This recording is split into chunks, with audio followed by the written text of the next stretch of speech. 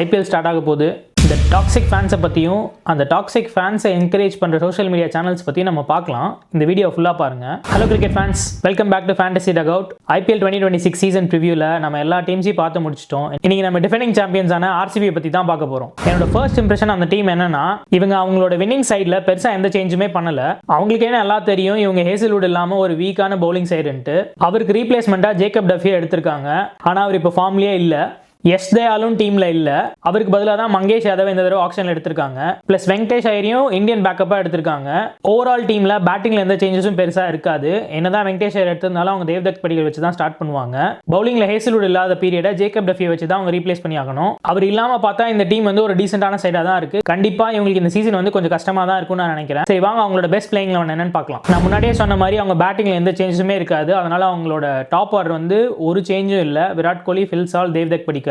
Number 4 Rajat Patidar, number 5 Tim David. Tim டேவிடோட form வந்து கொஞ்சம் டிப்பா இருக்கு. அந்த ஃபார்ம் ரீபில்ட் பண்ண முடிஞ்சா அவரே தான் ஆடுவார். இல்லனா ஜேக்கப் பத்தல் அவரை வச்சு ரீப்ளேஸ் பண்ணலாம். அதுக்கப்புறம் ஃபினிஷரா ஜிதேஷ் சர்மா, ரொமாரியோ ஷெப்பர்ட், குருனால் பாண்டியா. பவுலிங்ல புவி, எஸ் தயாலுக்கு பதிலா மங்கேஷ் யாதவ், ஜாஷ் ஹேசில்வுட்க்கு பதிலா ஜேக்கப் டஃபி. இம்பாக்ட் சப்ல சுயாஷ் சர்மா. ஒருவேளை ஜேக்கப் டஃபி கிளிக் ஆகல அப்படின்னா நுவான் துஷாராமியும் உள்ள ஆடலாம். ஃபில் சால், டிம் டேவிடோட ஃபார்மை பொறுத்து ஜேக்கப் பேத்தலை உள்ள கொண்டு வரலாம் அவங்க.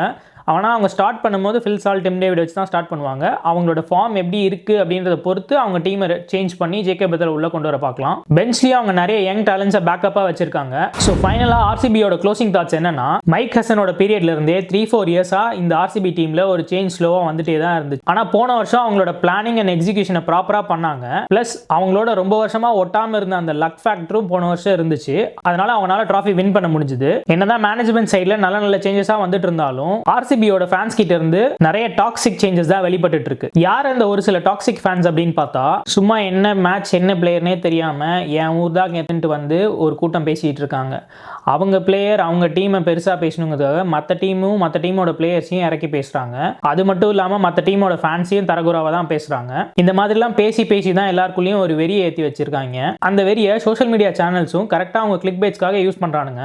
எப்படின்னா கரெக்டா அந்த ஒரு டாக்ஸிக் ஃபேனை மட்டும் டார்கெட் பண்ணி அவனை இன்டர்வியூ எடுத்து சோஷியல் மீடியால அப்லோட் பண்றது, அவனை பேச வச்சு அவங்கிட்ட இருந்து ஒரு டாக்ஸிசிட்டியை வெளியில கொண்டு வந்து அதை பரப்புறது. 18 வருஷமா இவங்க கப்பே வின் பண்ணல, நம்ம இன்னைக்கு வின் பண்ணிட்டோம், அதனால நம்ம கண்டிப்பா இன்னைக்கு கெத்து காட்டணும் அப்படின்ற ஒரு காரணத்துக்காக வந்த கூட்டனால நம்ம போன வருஷம் 11 லைஃப்ஸை இழந்துட்டோம். உடனே வராதிங்க இது மேனேஜ்மெண்டோட புவர் பிளானிங்னால நடந்த ஒரு விஷயம் அப்படின்ட்டு. எவ்வளோக்கு எவ்வளோ இதுல மேனேஜ்மெண்ட் ரெஸ்பான்சிபிலிட்டி இருக்கோ அதுக்கு ஈக்குவலான ஃபேன்ஸான நம்ம கிட்டயும் நிறைய ரெஸ்பான்சிபிலிட்டி இருந்திருக்கு. ஏன்னா நம்ம என்ன பேசுறோம் அது எப்படி போய் ரீச் ஆகுது அப்படின்றதும் நம்ம கையில தான் இருக்கு. நம்ம பேசுற விஷயங்களை வச்சுதான் காமன் பீப்புளையும் அதை அவங்கள ரிசீவ் பண்ணிக்கிறாங்க, அதை அவங்களோட ரிலேட் பண்ணி பார்க்குறாங்க. அந்த மாதிரி ரிலேட் பண்ணி பார்த்த ஃபேன்ஸ் தான் நிறைய பேர் வந்திருந்தாங்க. கிரிக்கெட்டாக பார்க்குற ஃபேன்ஸை விட இதை பைத்தியக்காரத்தனத்தில் சேர்ந்த கூட்டம் தான் ஜாஸ்தி. ஸ்போர்ட்ஸில் பேண்டர் அப்படிங்கிறது ஹெல்த்தியாக இருக்கணும், இப்படி கேவலமாக இருக்கக்கூடாது. இதை நான் சொல்றதுனால நீங்கள் எல்லாம் இன்னைக்கே மாறிடுவீங்க அப்படின்றது கிடையாது. கண்டிப்பாக என் கமெண்ட் செக்ஷன்லேயே வந்து அடிச்சுக்க தான் போறீங்க. ஆனால் இந்த டாக்ஸிக் ஃபேன்ஸ் பேசி தான் இந்த நான் கிரிக்கெட் ஃபேன்ஸை என்கரேஜ் பண்ணுறாங்க. அவங்களும் இது என் ஊர், நான் தான் பேசுவேன், நான் தான் கேட்பேன் அப்படின்னு வந்துடுறாங்க. ஆனால் அவங்களுக்கு விஷயமே என்னன்னு தெரியாது. அவங்க மேட்சே கூட பார்த்துருக்க மாட்டாங்க. இதெல்லாம் நம்ம கொஞ்சம் மெச்சூரா ஹேண்டில் பண்ணணும். ஆல்சோ இன்னொரு கேட்டகரி இருக்கு.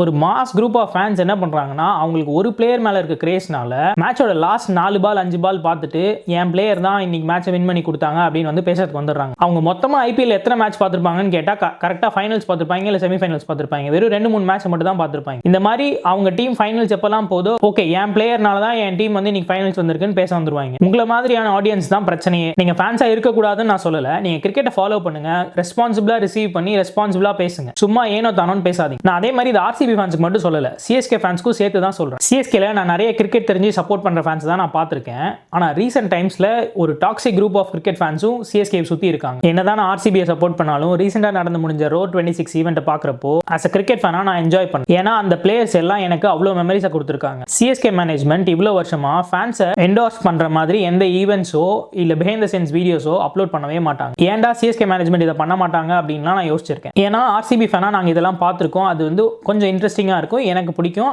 இதை நான் சிஎஸ்கே மேனேஜ்மெண்ட்லேயும் பண்ணால் நல்லா இருக்குமே அப்படின்லாம் யோசிச்சிருக்கேன். ஆனால் அவங்களுக்கு ஏன் அதெல்லாம் பண்ண வேணாம்னு இருந்துச்சுன்னா, அவங்களுக்கு ஒரு ஃபேஸ் வேல்யூ ஆல்ரெடி இருந்துச்சு தோனி அப்படின்ற ஒரு பர்சன்னால. இப்போ அவர் ரிட்டையர் ஆக போகிறதுனால அந்த ஃபேன்ஸை வித்ஹெல்ப் பண்ணுறதுக்காக சிஎஸ்கே மேனேஜ்மெண்ட் ட்ரேட்லாம் பண்ணி சஞ்சுவை கொண்டு வந்திருக்காங்க. அப்புறம் இந்த ஃபேன் ஈவெண்ட்ஸ்லாம் ஆர்கனைஸ் பண்ணுறது வந்து ஒரு நல்ல விஷயமா தான் நான் பார்க்குறேன். ஆனால் ஃபேன்ஸ் ஆனால் நம்ம கையில் தான் இருக்குது, நம்ம எப்படி நம்ம டீமை நம்ம பிளேயர்ஸை சப்போர்ட் பண்ணுறோம் அப்படின்றது. Let's have a healthy IPL season this year.